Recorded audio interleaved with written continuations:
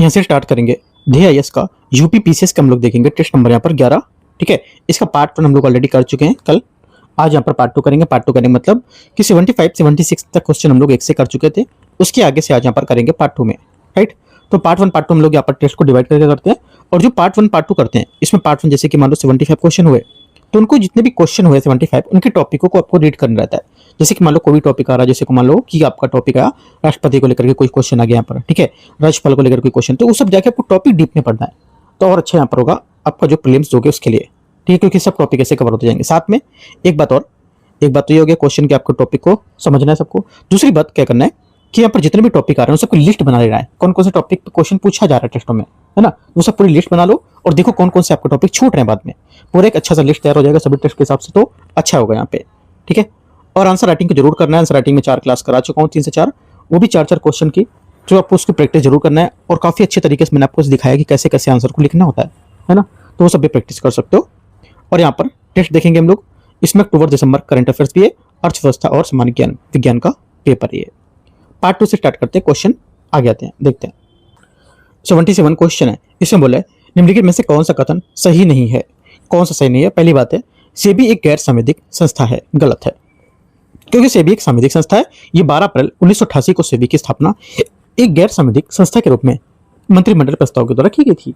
पहला गलत। Second, mutual funds का नियमन सेबी द्वारा किया जाता है। सेकंड करेक्ट है। म्यूचुअल फंड में जो होता है नियमन कौन करेगा? सेबी करेगा। सही बात है, ओनली 2 करेक्ट है। तो पूछा क्या गलत कौन सा है, तो 77 का गलत भी हो जाएगा, केवल एक, है ना। आगे आते क्वेश्चन 78 नंबर। मानव पूंजी में बढ़ता हुआ विनियोग क्रमशः अग्रसरित करेगा किसका? आंसर हो जाएगा 78 का। करेक्ट आंसर यहाँ से सी करेक्ट है। कुशलता में विकास, संसाधनों का समुचित उपयोग और उत्पादकता में वृद्धि। 78 का क्या होगा? सी आंसर स्टेटमेंट करेक्ट हो जाएगा। ठीक है, आगे आते हैं क्वेश्चन 79 नंबर, देखते हैं। 79 है, भारतीय खाद्य निगम की स्थापना किस पंचवर्षीय योजना के दौरान की गई थी? बताना है आपको। करेक्ट आंसर हो जाएगा पंचवर्षीय योजना 79 में, ये तृतीय पंचवर्षीय योजना, तीसरी। 79 का करेक्ट आंसर बी यहाँ से सही है। और इसका कार्यकाल 1961 से 1966 तक था। ठीक है, आगे आते हैं, देखते हैं। आगे क्वेश्चन है 80 नंबर। निम्नलिखित में से किस औद्योगिक नीति को उद्योगों को संयुक्त क्षेत्र में विभाजित किया गया था? क्या होगा? आंसर हो जाएगा 79 तो हो गया, 80 का जो करेक्ट आंसर हो जाएगा ये हो जाएगा क्या? बी करेक्ट आंसर है। 1956 की औद्योगिक नीति इसका सही आंसर होगा। क्वेश्चन नंबर 81 है, ऐसा विकास जिसमें आर्थिक विकास के उच्च को दर से जनित राष्ट्रीय आय के वितरण के समाज में सबसे कमजोर वर्ग के लोगों में उचित हिस्सा मिले, कहलाता है क्या? ये कहलाता है समावेशी विकास। ठीक है, समावेशी विकास इसका सही आंसर होगा। 82 भारत में 8 उद्योगों को कोर उद्योगों के रूप में सम्मिलित किया गया है। निम्नलिखित में से कौन सा इसके अंतर्गत आता है? आंसर हो जाएगा 82 का आंसर करेक्ट, ये हो जाएगा ए करेक्ट है। एक तो कोयला, ठीक है, उर्वरक और सीमेंट करेक्ट होगा, और विद्युत। लेकिन यहाँ पर वस्त्रोद्योग इसमें नहीं होगा। वस्त्रोद्योग इसमें क्या होगा? नहीं होगा। आंसर 1 2 4 5 इसका सही आंसर है। 83 नंबर है, मुद्रास्फीति से निम्नलिखित में से कौन सा वर्ग लाभान्वित नहीं होगा? करेक्ट आंसर हो जाएगा लाभान्वित जो नहीं होगा 83 का सही आंसर है ये लेनदार, उपभोक्ता और बॉन्ड निवेशक। ठीक है, ये वस्तुओं और सेवाओं की कीमतों द्वारा सतत वृद्धि ही मुद्रास्फीति कहलाती है। इसमें मुद्रा की शक्ति कमजोर हो जाती है, जिससे लेनदार, बॉन्ड और निवेशक को उपभोक्ता वर्ग में हानि का सामना करना पड़ता है। ठीक है, आगे आते हैं। क्वेश्चन 84 है, 84 नंबर। नीचे दिए गए भी कथन कारण है विकास को भारतीय मॉडल का राज्य एवं व्यक्ति दोनों को हितों में रक्षा करता है। पहली बात करेक्ट है। सेकंड बोला कि भारतीय अर्थव्यवस्था में एक मिश्रित अर्थव्यवस्था होती है। सेकंड बात क्या होती है? सेकंड बात यहां से क्या होगी? ये भी करेक्ट है।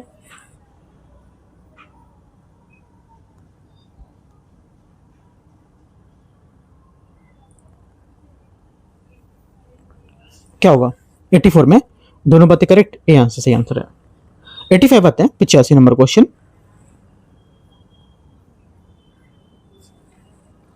85 बोला निम्नलिखित में से किस एक को देश की कुल आबादी का भाग देश में प्रति व्यक्ति आय की पता चलता है। आंसर क्या होगा 85 का करेक्ट आंसर हो जाएगा ये शुद्ध राष्ट्रीय उत्पाद एनएनपी का सही आंसर हो जाएगा। ठीक है, ग्रॉस नेशनल प्रोडक्ट जीएनपी से जो घिसावट होती है या जिसको बोलते हैं डेप्रिसिएशन, इसके पश्चात जो आय बचती है उसे यहाँ पर किसी अर्थव्यवस्था का शुद्ध राष्ट्रीय उत्पाद कहते हैं। एनएनपी को देश के कुल आबादी के एक भाग के रूप में देने से देश की प्रति व्यक्ति आय का पता चलता है और यह किसी भी देश में राष्ट्रीय आय को आकलित करने के लिए सबसे बेहतरीन तरीका होता है। 85 का डी। 86 है इनमें से कौन सी एक नकदी फसल नहीं है? नकदी फसल में से कौन सी नहीं है? आंसर हो जाएगा 86 का सही आंसर सोयाबीन। ठीक है, रबर, गन्ना, तंबाकू नकदी फसल, जबकि सोयाबीन नकदी फसल नहीं आएगी। 87 नंबर आते हैं विदेशों में स्थित विदेशी जो बैंक है उसके साथ विदेशी मुद्रा में भारतीय बैंकों द्वारा रखे गए खाते को कहते हैं क्या? करेक्ट आंसर हो जाएगा इस खाते को कहते हैं नोस्ट्रो खाता कहते हैं, नोस्ट्रो अकाउंट। करेक्ट आंसर 87 का सी करेक्ट आंसर है। नोस्ट्रो खाता विदेशों में स्थित जो विदेशी बैंक होती है उसके साथ विदेशी मुद्रा में भारतीय बैंकों द्वारा रखे गए खातों को नोस्ट्रो अकाउंट कहते हैं, जिसका अर्थ होता है आपके साथ हमारे खाते जो होते हैं सभी विदेशी विनिमय व्यवहार उसी खाते के माध्यम से किए जाते हैं। वोस्ट्रो खाता जो होता है, एक होता है नोस्ट्रो खाता, एक होता है वोस्ट्रो खाता। नोस्ट्रो खाता के बारे में बताया मैंने, और वोस्ट्रो खाता क्या होता है? वी वाला। ये जो है ये विदेशों में बैंकों द्वारा भारतीय बैंकों के लिए खोले जाने वाले रुपया मुद्रा को वोस्ट्रो खाता कहता है। दोनों बात याद रखना है। 88 आते हैं निम्न पर विचार करना है पूंजी निर्माण, वैज्ञानिक यहाँ पर घटक, संगठन, तकनीकी व नवाचार। इनमें से बोले कि देश की वृद्धि कौन सा आर्थिक तत्व है? देश की वृद्धि में कौन सा आर्थिक तत्व होगा? आंसर 88 का हो जाएगा ये है एक तो पहला पूंजी निर्माण, तीसरा संगठन, चौथा आपका तकनीकी नवाचार। 1, 3, 4, लेकिन दूसरा पूंजी वैज्ञानिक घटक इसमें नहीं होगा, है ना, वैज्ञानिक घटक इसमें नहीं होगा। 1, 3, 4 इसका सही आंसर है। ठीक है, क्योंकि ये क्या बोला, ये बोला था इसने आर्थिक तत्व कौन कौन से हैं। आर्थिक तत्व में हो गए, जो अनार्थिक तत्व होता है उसमें कौन सा होगा? अनार्थिक तत्व जब बोलता है अगर तो उसमें आ जाएगा सामाजिक घटक, धार्मिक घटक, राजनीतिक घटक और साथ में अंतर्राष्ट्रीय घटक। 4 हो गए। उसके बाद आपका एक और आता है वैज्ञानिक घटक। ये आपका किसमें आ जाएगा? ये आ जाएगा अनार्थिक तत्व में। करेक्ट आंसर 88 का बी करेक्ट है। क्वेश्चन नंबर 89 है निम्नलिखित में से कौन सा एक मांग प्रेरित मुद्रास्फीति का कारक नहीं हो सकता है? 89 का आंसर क्या होगा? 89 का आंसर हो जाएगा यहाँ से कच्चे माल की कीमत में वृद्धि।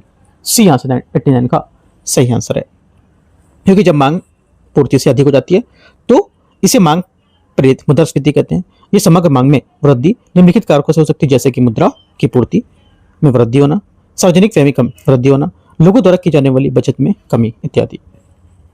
आंसर क्या होगा? 89 सी।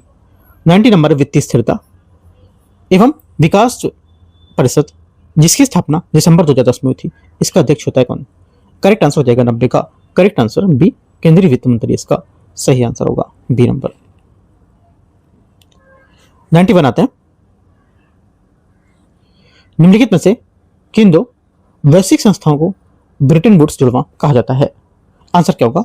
91 का करेक्ट आंसर हो जाएगा एक नए वैश्विक अंतर्राष्ट्रीय मौद्रिक प्रणाली में विचार करने हेतु 1994 में ब्रिटेन वुड्स सम्मेलन का आयोजन हुआ था और इसमें लिए गए निर्णय जो इसके पश्चात अंतर्राष्ट्रीय मुद्रा कोष और विश्व बैंक की स्थापना की गई थी और इन्हें ही ब्रिटेन वुड्स जुड़वा संस्था भी कहा जाता है। आंसर क्या होगा? 91 ए करेक्ट है। 92 सरकार द्वारा किए गए विनिवेश के संबंध में विचार करना है, इनमें से एक है क्या?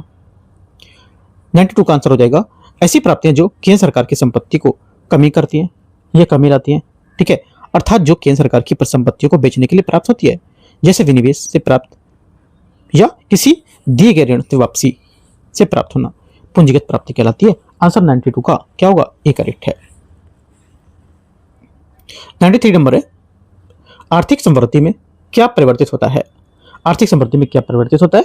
93 का आंसर हो जाएगा ये सकल राष्ट्रीय उत्पाद में वृद्धि, सकल घरेलू उत्पाद में वृद्धि, प्रति व्यक्ति आय में वृद्धि, तीनों। क्योंकि आर्थिक जो समृद्धि होती है ये किसी समयावधि में किसी अर्थव्यवस्था में होने वाली वास्तविक आय से वृद्धि से होता है। समानता यदि सकल राष्ट्रीय उत्पाद, सकल घरेलू उत्पाद तथा प्रति व्यक्ति आय में वृद्धि होती है तो वह आर्थिक समृद्धि कहलाती है। करेक्ट आंसर 93 डी करेक्ट है। 94 है अंतर्राष्ट्रीय मुद्रा कोष द्वारा अपने सदस्य देशों से किसी देश में भुगतान संतुलन के संकट को दूर करने के लिए निम्नलिखित में से कौन सी सुविधा जारी की जाती है? 94 का आंसर हो जाएगा, ये जारी की जाती है विस्तारित कोष सुविधा, EFF। करेक्ट आंसर 94 का ए करेक्ट है। क्वेश्चन नंबर 95 है, निम्नलिखित में से कौन एक जनांकिकी लाभांश का घटक नहीं है? जनांकिकी लाभांश का घटक इनमें से कौन सा नहीं है? आंसर हो जाएगा 95 का सीधी जनसंख्या पिरामिड, क्योंकि जनसंख्या ढांचे में बढ़ती युवा व कार्यशील जनसंख्या तथा घटते अनिश्चितता अनुपात का परिणाम जनसंख्या लाभांश कहलाता है। इस स्थिति में जनसंख्या पिरामिड का आकार उल्टा होता है, ना कि सीधा। 96 नंबर, निम्नलिखित में से कौन सा एक अर्थव्यवस्था में ब्याज दर बढ़ाए जाने का प्रमुख प्रभाव होगा? 96 का आंसर हो जाएगा निवेश व्यय में कमी आएगी। क्या होगा? निवेश व्यय में कमी आएगी। अर्थव्यवस्था में ब्याज दर बढ़ाएंगे तो क्या होगा? निवेश व्यय में कमी आएगी, क्योंकि इसमें धन लागत में वृद्धि हो जाती है, जिससे इसमें कमी आती है। 97 नंबर है, आयात की गई वस्तुओं के कारण मूल्यों में वृद्धि को कहते हैं क्या? करेक्ट आंसर हो जाएगा, इसको कहते हैं आयातित मुद्रास्फीति कहते हैं। क्या कहते हैं? आयातित मुद्रास्फीति कहते हैं। आयातित मुद्रास्फीति से तात्पर्य है कि कुछ जो आयातित पदार्थ होते हैं इनके कारण मूल्य में होने वाली वृद्धि से है, जैसे कि पेट्रोलियम पदार्थों का मूल्य में वृद्धि से तेल के मूल्य में वृद्धि होती है और फलस्वरूप सभी वस्तुओं का मूल्य में वृद्धि हो जाएगी। आंसर 97 का सी करेक्ट है। एग्जांपल ले सकते हो भी, जैसे कि गैस सिलेंडर महंगा हुआ था ना, उसको लेकर के आप यहां पर जोड़ सकते हो एग्जांपल। 98 आते हैं, बोल्ट पीपीपी मॉडल के अंतर्गत ओ का आशय क्या होगा? 98 का आंसर हो जाएगा पीपीपी मॉडल के अंतर्गत बोल्ट का आशय बिल्ड ऑन लीज ट्रांसफर है। इसी प्रकार बीओटी मतलब बिल्ड ऑपरेट ट्रांसफर। वस्तुतः पीपीपी मॉडल सार्वजनिक रूप से निजी क्षेत्र के बीच स्थिति का घोतक होता है। ठीक है, इसके अंतर्गत परियोजना का डिजाइन, निर्माण और अस्थायी रूप से संचालन निजी क्षेत्र द्वारा किया जाता है। Correct answer 98 B. 99 नंबर है, सूची 1 सूची 2 को मैच करेंगे। विटामिन, खनिज और इसका विभाज्य रोग कौन सा होंगे वो बताना है। पहली बात है विटामिन बी1। विटामिन बी1 बेरी सबको पता है। लौह किससे होगा? अरक्तता। विटामिन डी ये भी पता होगा, रिकेट्स। और कैल्शियम किससे पता होगा? ये भी पता, दंत क्षय। कैल्शियम कमी से दांत क्या होता है? इनका टूटना, गिरना या मजबूती नहीं होना, है ना। 99 का क्या होगा? डी करेक्ट है। देखो, इस टाइप के क्वेश्चन यूपी पीसीएस नहीं पूछेगा। विटामिन बी पूछ रहा है, विटामिन डी पूछ रहा है, हो सकता है पूछ रहे, लेकिन अब इसमें नहीं पूछता। पहले पूछा कई बार क्वेश्चन, अब ये सब क्वेश्चन नहीं रहता इसमें। ठीक है, तो याद रखना है। आगे आते हैं 100 नंबर क्वेश्चन। निम्नलिखित में से कथनों में कौन सा कथन गलत है? कौन सा कथन गलत है 100 में? आंसर हो जाएगा गलत है जो ये हमारे भोजन में आहारी रेशों का पूर्ति मुख्यतः पादप उत्पादों से होती है। पहली बात क्या होगी? पहली बात एकदम करेक्ट है, और हमारे भोजन में आहारी रेशों की पूर्ति मुख्यतः पादप उत्पाद से होती है, और इसके मुख्य स्रोत साबुत खाद्यान्न दाल, साबुत मतलब खड़ी दाल जो होती है खाद्यान्न की, आलू, ताजे फल, सब्जियां, है ना, ये सब यहाँ पर आएंगे। और आहारी रेशे हमारे शरीर को कोई पोषक तत्व प्रदान नहीं करते हैं, ये बिना पचे भोजन बाहर निकलते हैं और हमारे शरीर की सहायता करते हैं। आंसर क्या होगा? दोनों बातें करेक्ट है, लेकिन पूछे कौन सा इसमें गलत है। 100 में कोई गलत नहीं है, आंसर डी। 101 नंबर है, निम्नलिखित में से कौन सा युग्म यहाँ पर सही सम्मिलित नहीं कर रहा है? सही सम्मिलित नहीं है 101 में। आंसर हो जाएगा ब्रेड की बेकिंग विषाणु, ये सम्मिलित नहीं होगा, क्योंकि अनेक सूक्ष्म जीवों में औषधि गुण पाए जाते हैं और इनका उपयोग प्रतिजैविक एंटीबायोटिक बनाने में किया जाता है। आजकल जीवाणु और कवक से अनेक प्रतिजैविक औषधियां उत्पादन हो रहा है, जैसे स्ट्रेप्टोमाइसिन, टेट्रासाइक्लिन, एरिथ्रोमाइसिन इत्यादि। 102 का डी। आगे आते 103 नंबर क्वेश्चन। निम्नलिखित में से कौन सा विटामिन में सबसे अधिक तीव्रता से बनता है? कौन सा विटामिन शरीर में सबसे अधिक तीव्रता से बनेगा? आंसर 103 का क्या होगा? 103 का हो जाएगा करेक्ट आंसर। यहां से क्या होगा सोचो, सही आंसर हो जाएगा विटामिन डी। 103 में विटामिन डी इसका सही आंसर है, क्योंकि विटामिन डी का संश्लेषण सूर्य के प्रकाश में उपस्थित पराबैंगनी किरण द्वारा त्वचा के कोलेस्ट्रॉल द्वारा होता है और शरीर में सर्वाधिक तीव्रता से बनता है। इसका रासायनिक नाम कैल्सीफेरॉल है। 104 आते हैं, रक्त के प्रतिस्पंदन पदार्थ कौन सा है? रक्त में प्रतिस्पंदन पदार्थ कौन सा है? 104 का आंसर हो जाएगा हिपेरिन। हिपेरिन को एंटी थ्रोम्बिन भी कहते हैं और ये एक संयुक्त पॉलीसेकेराइड है। इसकी वजह से ही रुधिर में थक्का नहीं जमता है। सेकेंड, आगे अगला इनमें से कौन सा सही सुमेलित नहीं है 105 में बताना है। नहीं सुमेलित है ये हो जाएगा रक्त दाब का नियंत्रण पीयूष ग्रंथि नहीं करती है, क्योंकि रक्त दाब का नियंत्रण अधिवृक्क करता है या एड्रिनल बोल सकते हो ग्रंथि उसके द्वारा, ये गलत हो जाएगा। बाकी सब करेक्ट है। मानवत्वचा का रंग देने वाला वर्णक मेलानिन, मिश्रित ग्रंथि अग्नाशय, हार्मोन को रूप में कार्य करने वाला प्रोटीन ऑक्सीटोसिन। 106 आते हैं स्यूडोनोमास सोलेनेसियरम नामक जीवाणु निम्नलिखित में से किस रोग का कारक होता है।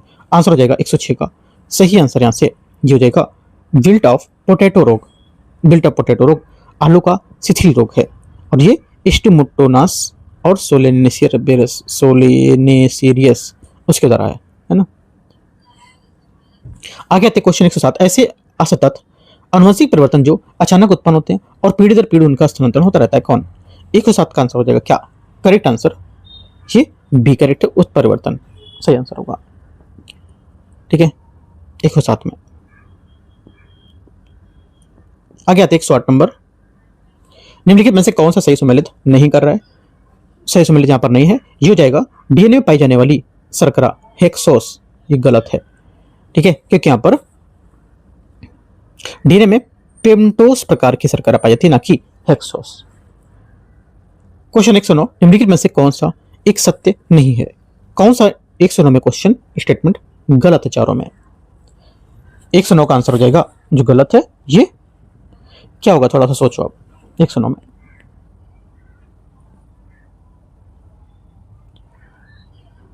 आंसर हो जाएगा 109 का करेक्ट आंसर ये डी रतौंधी अनुवांशिक रोग है। गलत है ना क्योंकि यहां पर रतौंधी जो है ये विटामिन ए की कमी से होने वाला रोग है। ये बात गलत हो जाएगी इसमें अनुवांशिक रतौंधी का अनुवांशिक रोग तो गलत हो जाएगा। क्वेश्चन नंबर 110 है अभिकथन है कारणार विद्युत मोटर विद्युत ऊर्जा की यांत्रिक ऊर्जा में बदलता है। पहला क्या होगा पहली बात 110 का स्टेटमेंट यहां से करेक्ट है। सेकंड विद्युत मोटर विद्युत चुंबकीय प्रेरणा सिद्धांत पर काम करता है। गलत है क्योंकि विद्युत मोटर विद्युत धारा के सिद्धांत पर काम करता है और जिसके अनुसार ये विद्युत धारा के द्वारा उत्पन्न चुंबकीय क्षेत्र द्वारा किसी चालक में गति उत्पन्न की जा सकती है। तो पहला सही है और दूसरा गलत है मतलब आर गलत है ए सही है। सही आंसर 110 का सी। 111 है निम्नलिखित में से कौन सा एक वायुमंडलीय दाब में कमी का उदाहरण नहीं है। आंसर हो जाएगा 111 का डी करेक्ट है लालटेन की बत्ती में तेल ऊपर चढ़ना। 111 का डी करेक्ट है क्योंकि पृथ्वी की सतह से ऊपर जाने पर वायुमंडलीय दाब कम होता है और पृथ्वी के निकट से समुद्री तट के प्रति 110 मीटर की ऊंचाई पर चढ़ने पर वायु दाब लगभग 1 सेंटीमीटर कम हो जाता है।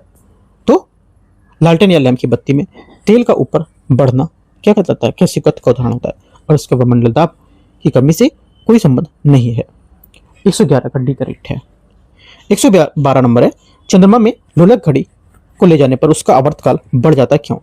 ये बढ़ जाता है क्योंकि चंद्रमा में जी का मान जो है पृथ्वी के जी के मान का 1/6 गुना है। 112 का बी यहां से करेक्ट आंसर है। 113 नंबर है निम्नलिखित में से कौन एक विषाणुओं में सजीवों का लक्षण नहीं है। करेक्ट आंसर 113 का हो जाएगा डी करेक्ट है जीव दरों का अभाव इसका सही आंसर होगा 113 का। ठीक है आगे आते हैं क्योंकि यहां पर विषाणुओं के निर्जीवों के लक्षण होते हैं। कौन से लक्षण होते हैं निर्जीवों के जीव द्रव्यों का कोशिकांगों का अभाव श्वसन सजन का अभाव निर्जीवों में सामान्य की क्रिस्टली बनाया जाना। ये हमारे निर्जीव के एग्जाम्पल है। यहाँ पे सजीव का पूछा था तो ये निर्जीव बोल रहा है ना।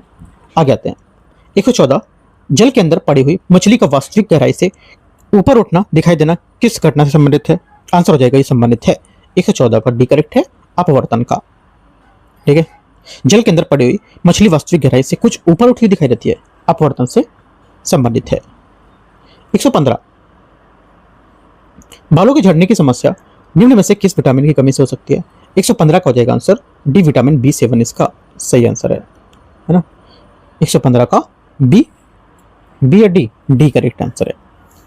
116 निम्नलिखित में से कथनों पर विचार करना है। ब्राइट्स रोग को न्यूफ्राइटिस भी कहते हैं। 116 का पहला स्टेटमेंट यहाँ से क्या होगा करेक्ट है। ये शरीर में व्रक को प्रभावित करता है। सेकंड बात क्या होगी सेकंड बात यहाँ से करेक्ट है भी दोनों बातें सही हैं। 116 का आंसर 1 और 2 सी करेक्ट आंसर है। 117 आते हैं निम्नलिखित में से युग्मों पर बताना है कौन से यहाँ पर सही सम्मिलित नहीं कर रहा है। 117 में सही सम्मिलित नहीं है। आंसर हो जाएगा मेलिकोलॉजी, कवक का अध्ययन। बी यहाँ से आंसर होगा, क्योंकि मेलिकोलॉजी मोलस्का और इसके खोलों का अध्ययन होता है। ठीक है, 117 का बी सही आंसर है। 118 है, निम्नलिखित में से कौन सा सही सम्मिलित नहीं कर रहा है। 118 में सही सम्मिलित नहीं है, ये हो जाएगा सुक्रोज ग्लूकोज में बदलता है। सुक्रेज जो होता है सुक्रोज को ग्लूकोज में बदलेगा। ये बात क्या है इसकी, गलत है। क्यों? क्योंकि प्रश्नगत में यहाँ पर दिया है कि सभी पाचन एंजाइम जो छोटी आंतों में पाए जाते हैं, इनमें सुक्रेज एंजाइम को सुक्रोज को फ्रक्टोज में बदलता है, और अन्य सभी यहाँ पर करेक्ट हो जाएंगे। 119 नंबर है, निम्न में से कौन प्रोटोजोआ जनित रोग नहीं है। प्रोटोजोआ जनित रोग नहीं है। 119 का आंसर हो जाएगा मधुमेह। डी यहाँ से सही आंसर है। 119 का डी। 120 नंबर है, सूची 1 सूची 2 को मैच करना है। देखते हैं, मूली में तीखापन है ना, देखते हैं 120 में मूली में तीखापन किससे होता है। Isocyanate, isocyanate. उसके बाद मिर्च में चरपराहट, मिर्च में चरपराहट क्या होगा, कैप्सेपिन, कैप्सेसिन है ना। आगे आलू में हरापन, सेलेनिन, सेलेनिन यहाँ पर हो जाएगा फर्स्ट। एंड यहाँ पर जो कैरेट है इसमें यहाँ पर ऑरेंज जो कलर होगा, डी 120 का डी यहाँ से जो हो जाएगा कैरोटीन। करेक्ट आंसर 120 का क्या हो जाएगा, 120 का ए करेक्ट है। 121 है, 131वां संविधान संशोधन विधेयक 2025 चंडीगढ़ को किस अनुच्छेद के अंतर्गत लाने का प्रस्ताव करता है। आंसर हो जाएगा ये करता है अनुच्छेद 40 के अंतर्गत 40। ठीक है, 131वां संविधान संशोधन विधेयक 2025 के अंतर्गत केंद्र शासित प्रदेश जो है चंडीगढ़ को भारतीय संविधान का आर्टिकल 240 के अंतर्गत क्या किया जाता है, ये शामिल करने का प्रस्ताव किया जाता है। और अनुच्छेद 240 के अंतर्गत केंद्र शासित प्रदेश आता है, और जिसके लिए राष्ट्रपति के प्रशासनिक जो विनियम होते हैं उसकी बनाने की शक्ति प्राप्त होती है, जैसे कि अंडमान निकोबार द्वीप समूह, लक्षद्वीप, दादरा नगर हवेली तथा दमन दीव आदि, जहां विधायी का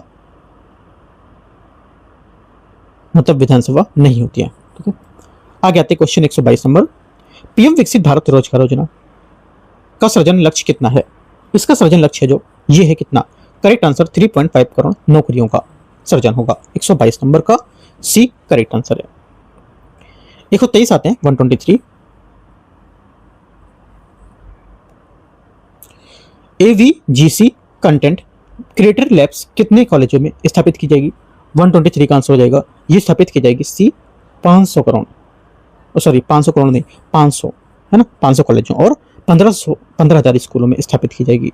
500 कॉलेज और 15,000 स्कूलों में स्थापित की जाएगी, जिससे इसका घरेलू लक्ष्य और वैश्विक बाजार के लिए कुशल रचनात्मक पेशेवर का बड़ा पूल तैयार करना होगा। 124 नंबर है, केंद्रीय बजट 26-27 का विषय थीम क्या था।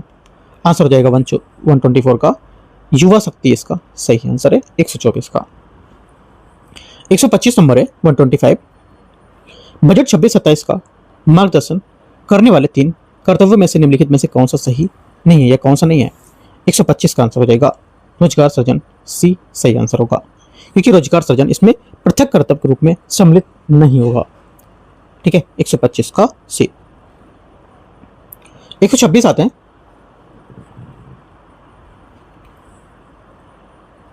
है DIA, दिया उद्योग और विकास संघ योजना किसके द्वारा प्रारंभ की गई है। आंसर हो जाएगा ये प्रारंभ की गई सीड बी, सी यहां से सही आंसर है। आगे क्वेश्चन 127, 2025 में घोषित गिग वर्कर्स योजना गिग कर्मचारियों को किस प्लेटफॉर्म पर एकीकृत करेगी। आंसर हो जाएगा एकीकृत करेगी ई श्रम पोर्टल पर, सी यहां से सही आंसर है।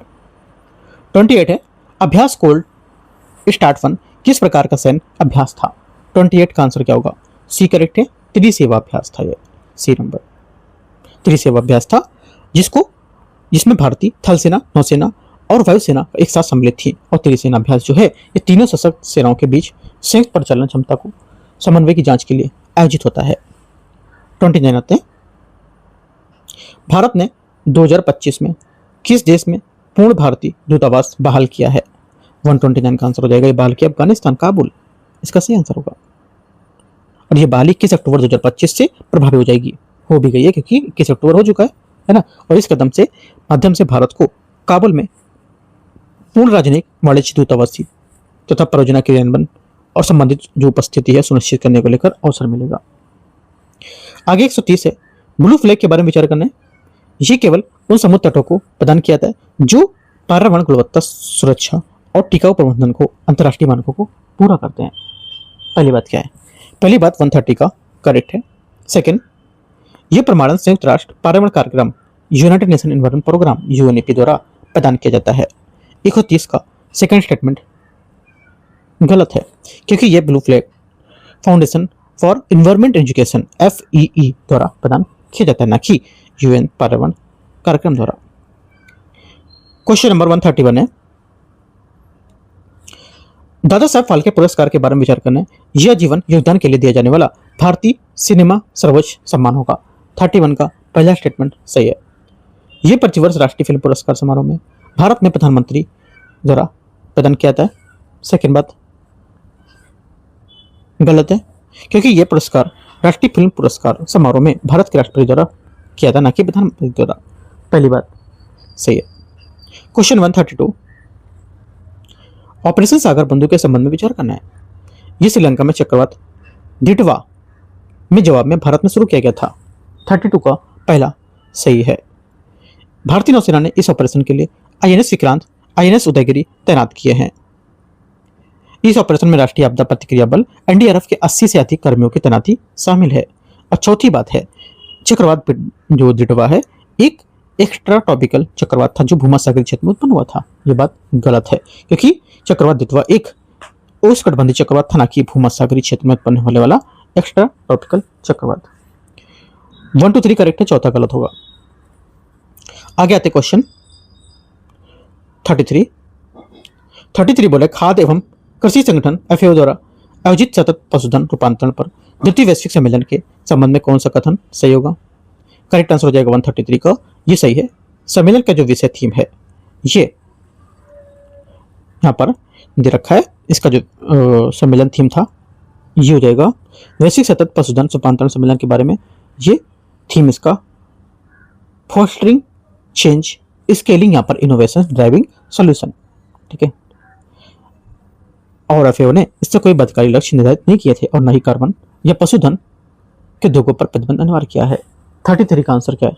ए करेक्ट है। 34 है, पद्म पुरस्कार 2025 के बारे में विचार करने कौन सा गलत है? यहां से गलत हो जाएगा 134 में, ये हो जाएगा 2025 में केवल पद्मश्री पुरस्कार ही दिए गए थे। पहला गलत है क्योंकि 2025 में पद्म पुरस्कारों के सभी 3 श्रेणियों में शामिल थे, पद्म विभूषण, पद्म भूषण और पद्मश्री, न केवल पद्मश्री, तो गलत हो जाएगा पहला। सेकंड, पद्म पुरस्कारों में पद्म विभूषण और पद्म भूषण श्रेणियां शामिल हैं। सेकंड बात करेक्ट है। आंसर क्या? ओनली 2, 134 डी, केवल एक गलत पूछा इसलिए। 35 है, भारतीय विज्ञान संस्थान IISc द्वारा स्थापित साइफन आधारित तापी विलवनीकरण प्रणाली के संबंध में विचार करना है। यह नमक के संचय को न्यूनतम करने के लिए एक कपड़े की बाती और एक धातु की खांचेदार वाष्पित से मिलकर बने मिश्रित साइफन का उपयोग करती है। 35 पहला स्टेटमेंट यहां से क्या होगा? करेक्ट हो जाएगा। यही पूछा था सही, तो यही आपका सही होगा। 36 है, निम्नलिखित में से कौन सी प्रमुख भारतीय खेल ट्रॉफियां हैं? करेक्ट आंसर 136 का हो जाएगा। ये एक तो रणजी ट्रॉफी, डूरन ट्रॉफी और बेगटन ट्रॉफी, तीनों, ठीक है। बेगटन कप हॉकी के लिए कोलकाता में। करेक्ट आंसर 36 सी। 37 है, इनमें से कौन सी उत्तर प्रदेश की पहलों पुरस्कारों से जुड़ी हुई है? कौन सी पहलों जो है उत्तर प्रदेश पर जुड़ी हुई है बताना है पुरस्कार से। 37 में पहली बात है प्रयागराज स्मार्ट सिटी AI आधारित भीड़ प्रबंधन, UPSRTC स्मार्ट मोबिलिटी पहचान, हमीरपुर प्रोजेक्ट जागृति टीबी मुक्त पहल, तीनों सही है। 37 का आंसर सी। 38 आते हैं 138, बजट 2026-27 में सार्वजनिक पूंजीगत व्यय बढ़ाने का मुख्य उद्देश्य क्या था? इसका बढ़ाने का मुख्य उद्देश्य था कि बुनियादी ढांचे की गति को बनाए रखना, ठीक है, और बुनियादी ढांचे के पूंजीगत व्यय को मजबूत गुणक प्रभाव करना और प्रत्येक रुपया जो है वो 2.5 से 3 रुपए की आर्थिक गतिविधि को उत्पन्न करेगा, ठीक है। याद रखना है। आंसर क्या होगा 138 का बी करेक्ट है। 139 आते हैं 139। निम्नलिखित में से घटनाओं को सही कालक्रम के अनुसार लगाना है। आंसर क्या होगा 139 का, ये हो जाएगा पेरिस पैरालंपिक, महाकुंभ, ठीक है, और हो जाएगा आपका फाइड फ्री स्टाइल शतरंज चैंपियन चौथा, और तीसरा राष्ट्रमंडल खेल 1 2 4 3 किसका 139 का, जिसमें से पैरालंपिक 28 अगस्त से 8 सितंबर 2024 तक, महाकुंभ 13 जनवरी 2026 से 13 जनवरी से 26 जनवरी 2025 तक, और फाइड फ्री स्टाइल शतरंज चैंपियन 12 से 15 फरवरी, और उसके बाद राष्ट्रमंडल खेल 23 जुलाई से 2 से 3 अगस्त के बीच में 2026 में। और जो कि राष्ट्रमंडल जो खेल है ये स्टार्ट भी होने वाले हैं 23 जुलाई से, हो भी गया स्टार्ट है ना, 23 जुलाई से 2 से खत्म भी हो गया है। अभी परसों क्या था 2 से 3 दिन पहले लास्ट था ये, ठीक है, राष्ट्रमंडल खेल कॉमनवेल्थ। आंसर क्या हो जाए 1 2 4 था इसका, सही आंसर 139 का सी। 140 नंबर आते हैं। बजट 2026-27 में कितनी कैंसर दवाओं को बुनियादी सीमा के रूप में शुल्क छूट दी गई है? करेक्ट आंसर 40 का हो जाएगा, ये दी गई है 10, है ना। 41 है। भारत का ऋण जीडीपी अनुपात वर्तमान में अनुमानित है कितना? करेक्ट आंसर हो जाएगा ये अनुमानित है 141 का, सही आंसर 55.6%। राजकोषीय समेकन और उच्च जीडीपी में वृद्धि के माध्यम से 50+1 या -1 तक इसको लाना होगा। 42 नंबर है 42। अभिकथन है कारणार्थ। अर्जुन पुरस्कार खिलाड़ियों द्वारा निरंतर उत्कृष्ट प्रदर्शन के लिए दिया जाता है। 42 का पहला क्या होगा? पहली बात यहाँ से करेक्ट है, ये भारत का सर्वोच्च खेल पुरस्कार है। सेकंड बात यहाँ से गलत होगी क्योंकि अर्जुन पुरस्कार भारत का सर्वोच्च खेल पुरस्कार होता है, ठीक है। मेजर ध्यानचंद खेल पुरस्कार सर्वोच्च खेल पुरस्कार मेजर ध्यानचंद खेल पुरस्कार है, ठीक है। अर्जुन पुरस्कार नहीं है, मेजर ध्यानचंद खेल पुरस्कार सर्वोच्च होगा। 1 से करेक्ट है 42 का सी। 43 आते हैं 43। पुस्तक और यहां पर इसके लेखक संदर्भ में कौन है? पहली बात है ऑपरेशन सिंदूर पुस्तक lieutenant general KGM Dhillon KGS Dhillon एकटू। Atal Bihari Vajpayee the internal statesman Vijay Goyal B1। आगे AI जो यहां पर है प्रिनर्स ऑफ इंडिया, ये क्या होगा? ये हो जाएगा आपको यहां से क्या होगा? ये नीति आयोग होगा ना, हाँ ठीक है नीति आयोग। और the sage who recognized Hinduism शासित रूल। करेक्ट आंसर क्या होगा? 43 का आंसर ये करेक्ट है। 44 है इसोला जो है उसके संबंध में विचार करना है। ये एक सैन्य संस्करण है। पहला क्या होगा? 44 का पहला स्टेटमेंट गलत है क्योंकि इसोला कोई सैन्य संस्करण नहीं है, ये एक उपन्यास साहित्यिक कृति है। पहला क्या होगा? गलत है। इसे 2025 में एक लोकप्रिय साहित्यिक कृति के रूप में मान्यता दी गई थी, ये बात सही है। ओनली 2 करेक्ट है। आंसर क्या होगा? गलत पूछा तो 1।